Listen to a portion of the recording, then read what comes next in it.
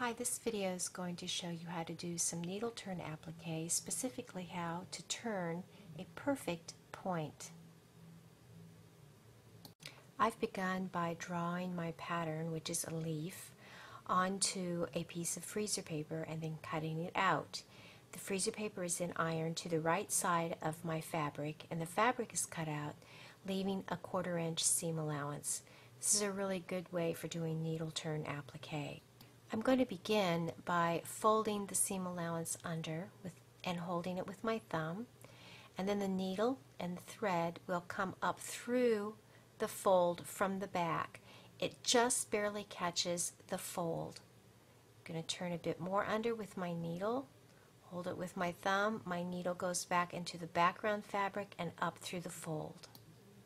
Done a couple more stitches and I'm going to stop here. I'm getting very close to the point. I'm about a seam allowance away from the point on the freezer paper.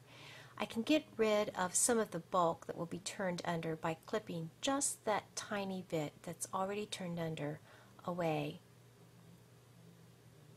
And now I'm going to turn the point. I'll stitch down. I'm going to catch that point with my next stitch right here. I'm sewing right through the point. In fact, I'm going to sew another stitch there just to make sure that it's secure. And now I'm going to start down the other side of the point, tucking that seam allowance in as tightly as I possibly can. Take a stitch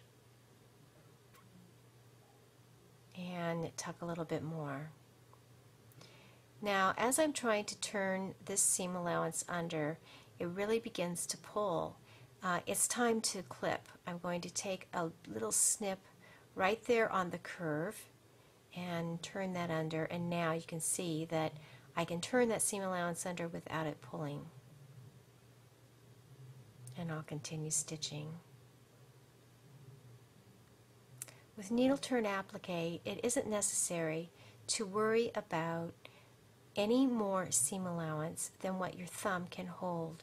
You don't turn the seam allowance under until your thumb gets to it. And you can see that not very much, just if my thumb is just a few stitches away from where I'm actually stitching. I use my needle to turn a little bit more of it under. And let's take a peek. It looks great.